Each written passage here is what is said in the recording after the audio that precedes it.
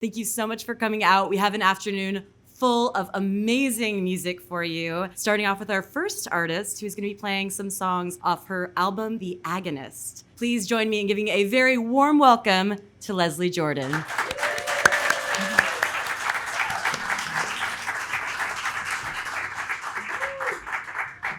Hello, hello. My name is Leslie Jordan. This first song is called The Agonist.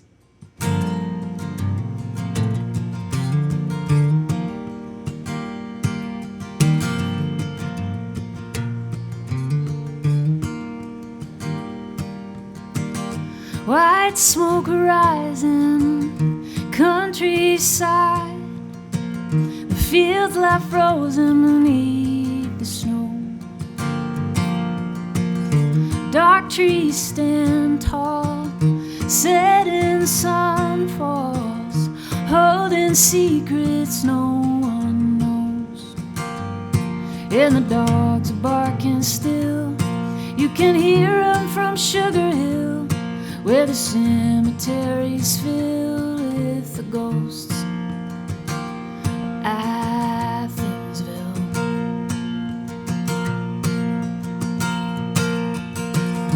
Robbie's drinking to keep from feeling, washing all his demons down. She calls him selfish, he calls it restless, and the whistle blows on the edge of town. And the train is running still, you can hear it from Sugar Hill, where the cemetery's filled with the ghosts of Athensville. Ooh.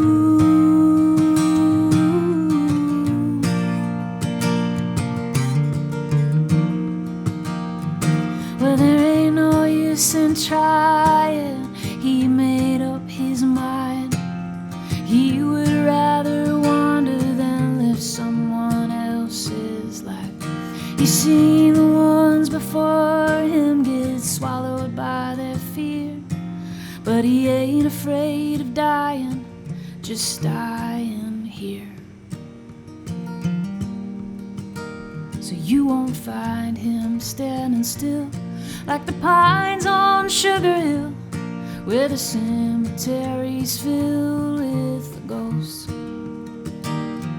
And the snow is falling still, it's covered all of Sugar Hill, where the cemetery's filled with the ghosts. Where the cemetery's filled with all the ghosts.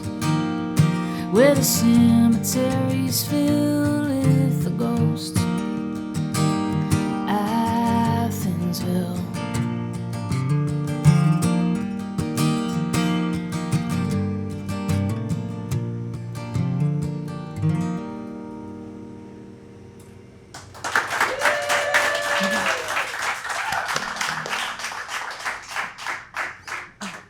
Leslie, thank you so much for being here. That was beautiful. Thank you. Thanks for having me. How are you doing today? I'm doing great. This is my first time to D's. Don't tell anybody.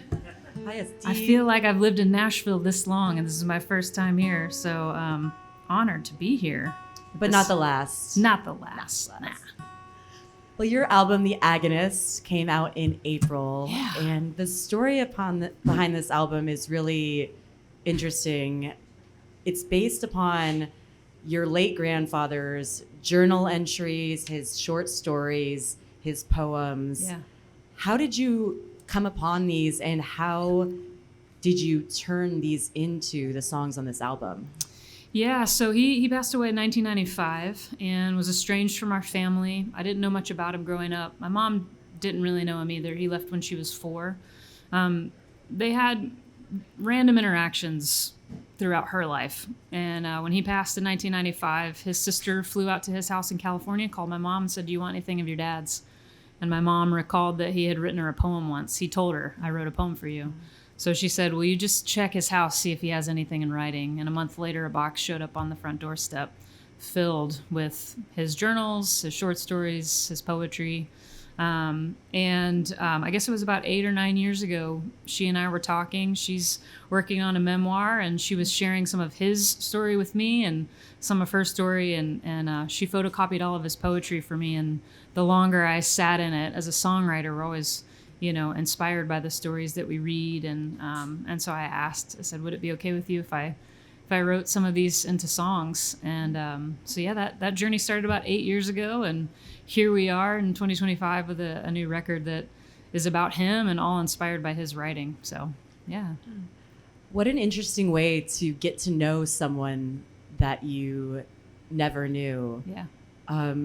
What was that experience like, to get a firsthand account of, this person's feelings and experiences and emotions, and not always the most flattering. Right. Yeah. It seems like recollections. Yeah. Yeah. I think he was sort of painted as the villain of the story for a long time.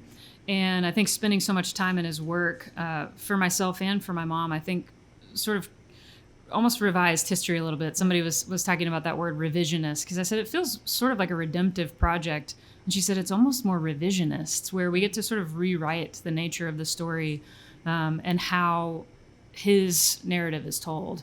And I think, reading something as personal as a journal, you get to really see the ins and outs of someone's inner life.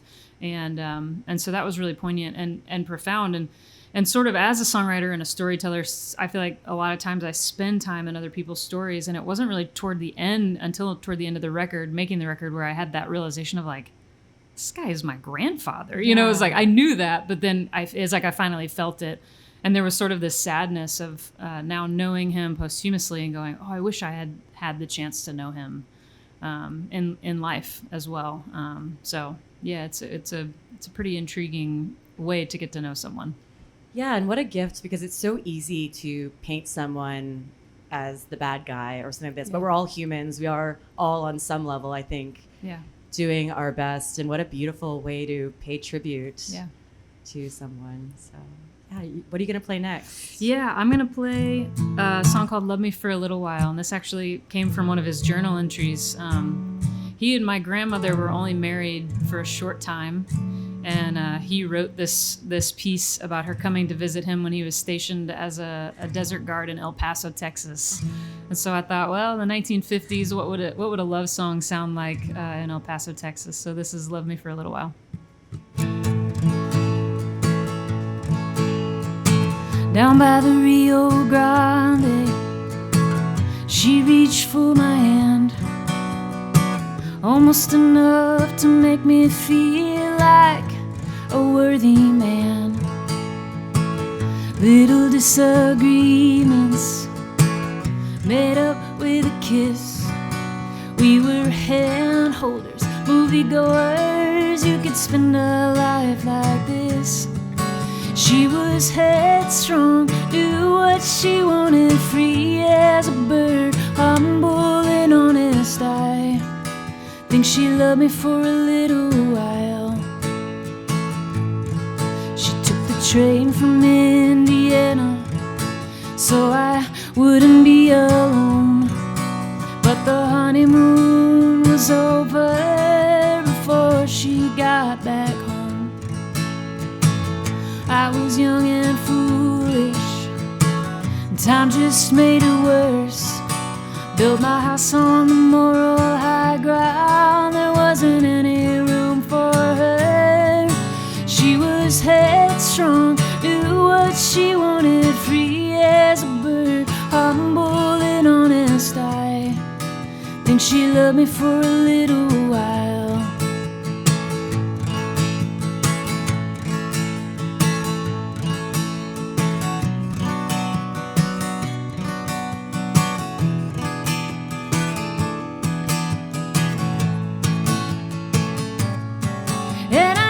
Myself for how I was back then.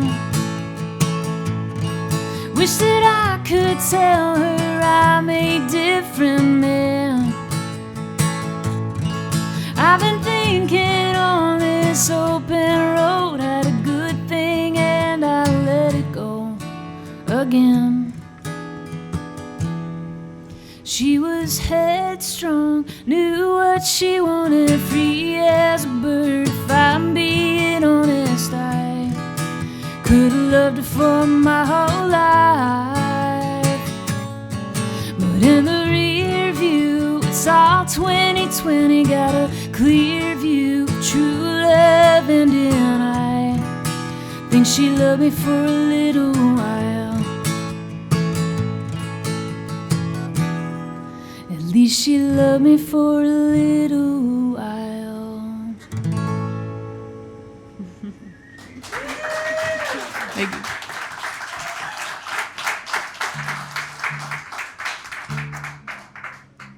I love this idea of writing as your grandfather for your grandmother. And Interesting, right? yeah. And so in a way you are singing a love song to your grandmother, and I think that's really touching. So there's clearly this very deep family element to this album. Yeah. And you said your mom was working on a memoir, and that's how you guys came upon these works and they got passed on to you. Clearly art runs in your family. Yeah. How do you feel like you're influenced either consciously or subconsciously by your ancestors? Yeah, that's a great question. I think growing up, I started playing music and writing songs early on. I got a guitar in 4th grade, and through my middle school, teenage, angsty years, it was that sort of therapeutic thing for me. And so I wrote a lot through my feelings, and then I realized, there were a couple times, I think even as a kid, my mom would help with song. I would show her song lyrics, and my parents always so supportive of everything I did, and but I also recognized I came from a very big family. I had 15 cousins. Most of my cousins ended up being like engineers and teachers, and I was this like kind of moody artist kid, and just felt really different. And so I think for me, this project has been sort of a thread that connects me to a side of my family I didn't know. And as much as I love my giant family that I came from, I feel a little bit more grounded and rooted now because of that. And I think my mom has felt the same way. And not really ever having known that side of her family as well. There's a lot of creative artists in that side. There's filmmakers and there's artists, and my grandfather's the Gott family. There's a lot of them that are in that sort of creative realm. So yeah, it's really cool, and I feel grateful for that at 40, sort of having that discovery of being able to go, yeah, I'm tethered even more to something and to family. Yeah, and it's interesting because there's always the debate between like nature and nurture, and it sounds like a little bit of both for you. It's in your blood, but then also you're being raised by an artist as well. Yeah, absolutely. So you spoke about art being your therapy. Yeah. And I think that that's one of the most beautiful things about it, is the way that you can discover more about yourself and work through things like that. You actually have a nonprofit for artists to help them, improve their lives and work through things through creative workshops and retreats, right? Can you tell us about that? Yeah, so this organization started back in 2017. I was in a band and toured for about 7 years on a label, and it was a great experience, but I recognized pretty early on that there are a lot of people who will have a lot of opinions for you as an artist about what you should say and how you should say it. And I was introduced to this creative writing method that sort of reversed some of those tapes that we play as artists, which is what do I need to do to get to this place? What needs work? What's weak? How can I be better?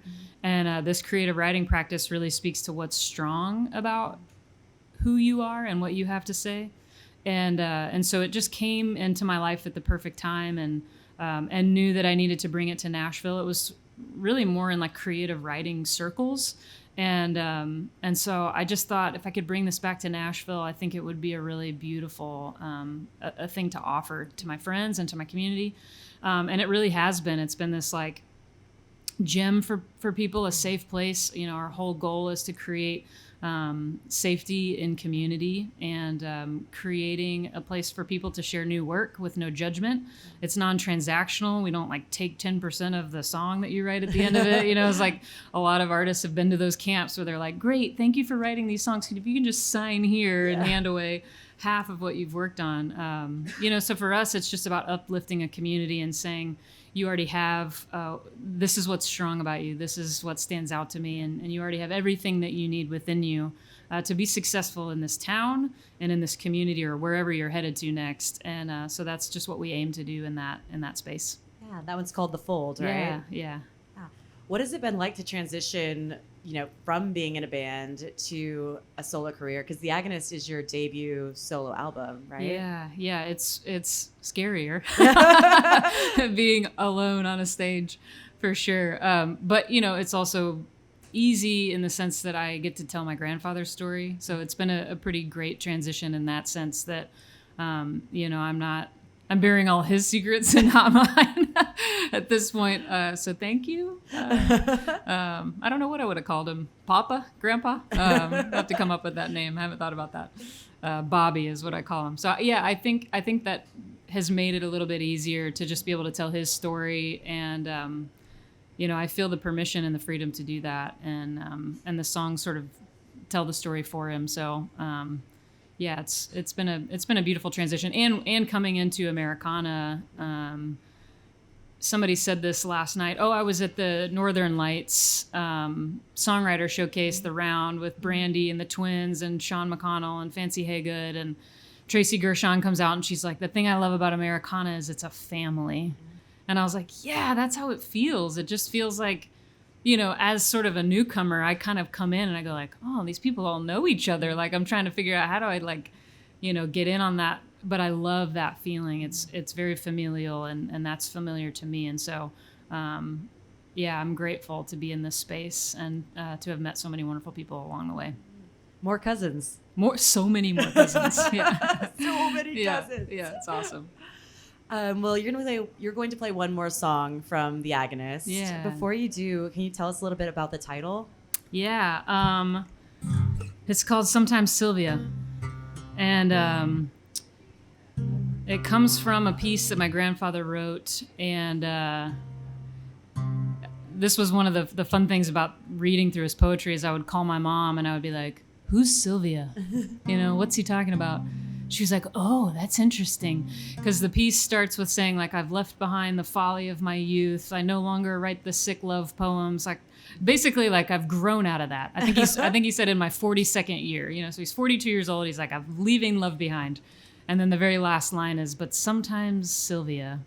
And so I was talking to my mom, and she said, well, Sylvia was his brother's wife. And I was like, okay, that's a great song.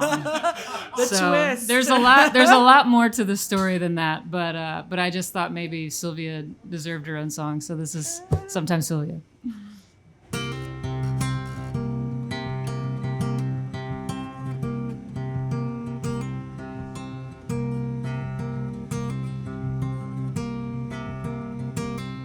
I'm selfish, I can't help it, telling secrets no one knows.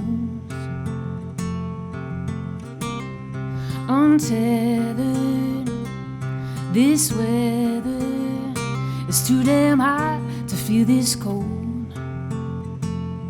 I like that you remember that misty afternoon, gambling with pennies that were born to bear no fruit. I've carried it around, and now it seems that you have too. But sometimes, Sylvia, the lever and the secret both stop killing you long enough that I can watch you waltz across the page.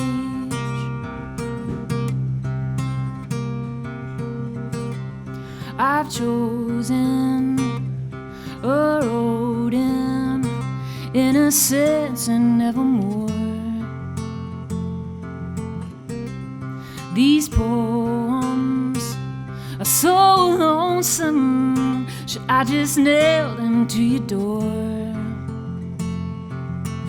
When was it, Sylvia, the day we climbed the lane? I tried to tell you, but the right words never came. I couldn't cross that bridge, and so I gave it your name. But sometimes, Sylvia, the lever and the seeker both stop killing you long enough that I can watch you waltz across the page. The page. The page. The page.